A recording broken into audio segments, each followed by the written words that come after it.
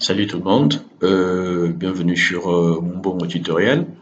Aujourd'hui, on va vous montrer comment composer son menu dans le cadre d'un restaurant, ou plutôt, voilà, dans un cadre de restaurant. Mais ça dépend de la version de mon bon que vous utilisez. Vous pouvez utiliser la version light ou la version full. Les deux versions light ou full, il y a l'édition premium et l'édition production. Mais ça, c'est une autre paire de manches. Aujourd'hui, nous prenons le cas spécifique de restaurant et donc nous allons vous expliquer comment créer son menu, d'accord, et comment suivre la vente de ces produits finis, hein, de menu, ainsi que la matière première. Donc, sans plus tarder, je me connecte avec mon compte, un compte qui a accès administrateur. Donc, vous avez le choix, vous pouvez vous connecter avec le compte chargeur de production, ça dépend de comment vous l'avez enregistré. Donc, pour le cas échéant, je vais avec le compte administrateur. Donc, voilà, sur le menu principal, je vais tout de suite à la gestion de stock pour m'assurer que les articles, les matières premières sont enregistrés. Donc, je ne viens pas ici. Par défaut, c'est achat et approvisionnement. Ça, c'est l'historique de tous les achats qui ont été effectués, les dates et tout ça là, mais c'est pas l'objet de ce tutoriel. Donc, je vais directement sur répertoire de marchandises. Voilà. C'est ici que je vais me rassurer que j'ai tout ce qu'il faut. Par exemple, je suis dans le cas de restaurant, donc je vais voir si j'ai des boissons. Donc, voilà. Voilà, j'ai les boissons qui sont là. Donc, je peux aller sur un article pour voir les détails, par exemple. Voilà, gin tonic, article à vendre, l'état en stock est là. Et tiens, voilà, ça c'est par exemple une erreur, bon, qui a été faite en avant. Je corrige juste le prix de vente. Donc, au lieu de 50 francs la bouteille, j'ai dit 1000 francs. 1000 francs la bouteille. Donc, voilà, j'ai l'information sur l'emballage. Donc, j'achète la gin tonic en casier.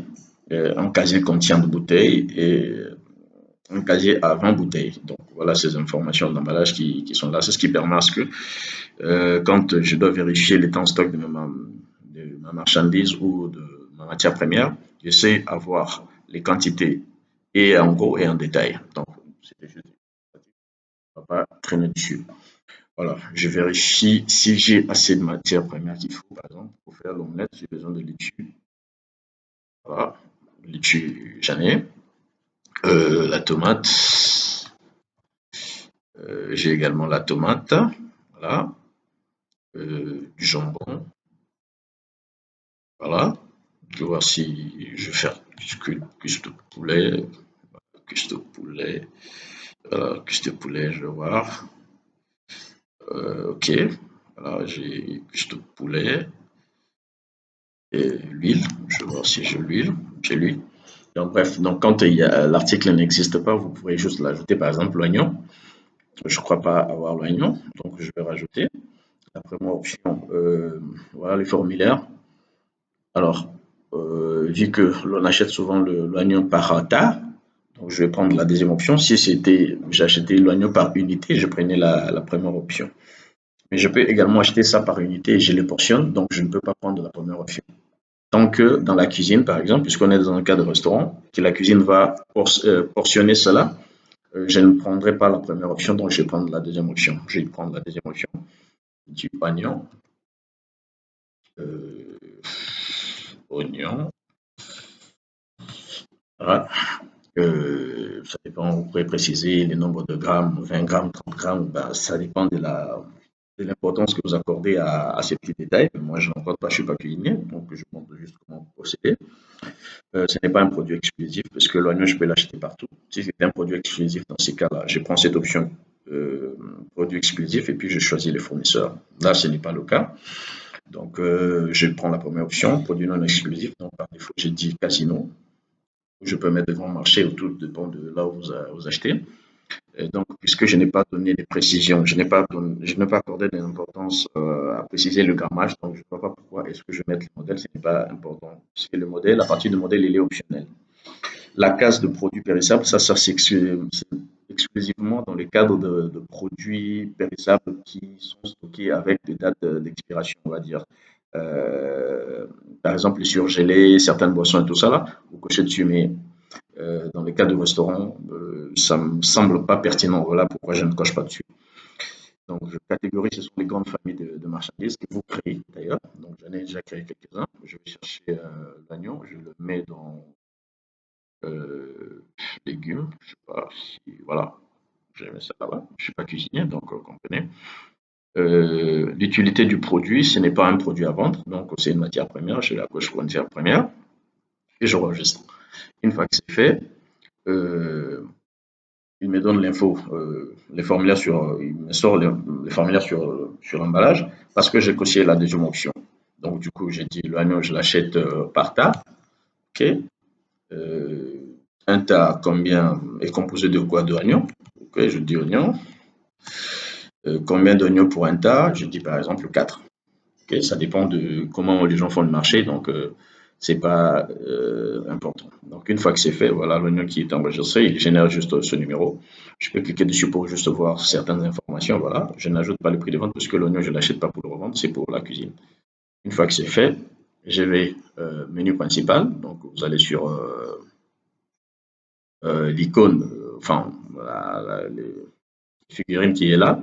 Ça peut être la photo de l'utilisateur, ça dépendra. Voilà, je clique sur le menu principal.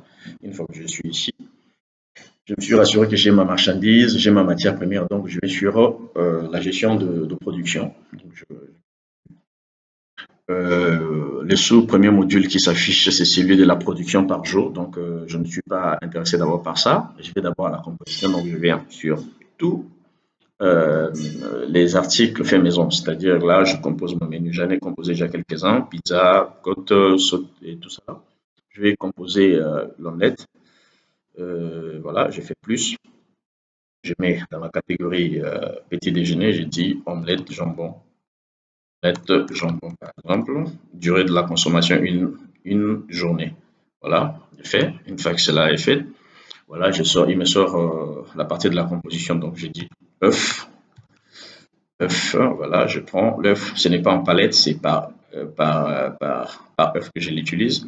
Il me pose la question de combien de œufs faudra-t-il pour composer le petit déjeuner omelette jambon. Donc, je dis une partie de l'œuf. Donc, si on utilisait une partie, l'intégralité, c'est-à-dire plus d'un œuf. Donc, s'il y en avait deux pour l'omelette, vous déterminez automatiquement. Donc, je dis mon omelette, c'est 2 œufs. Donc, je clique dessus, je mets 2.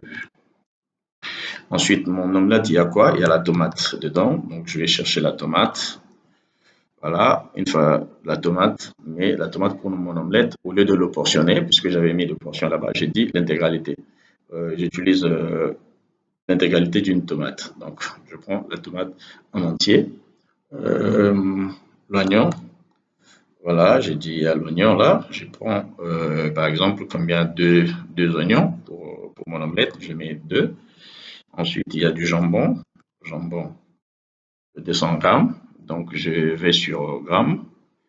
Pour mon omelette, j'ai mis 50 grammes, par exemple, pour une omelette. Et une fois que c'est fait, je clique sur terminer.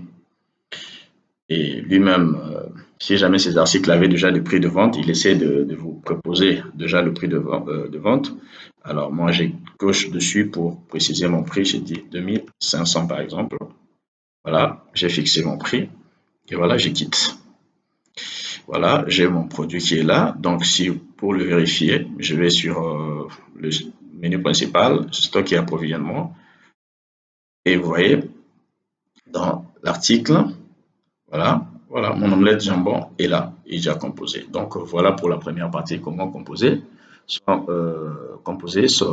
menu. Euh, Retrouvez-moi à la deuxième partie pour voir comment est-ce qu'on fait ce suivi.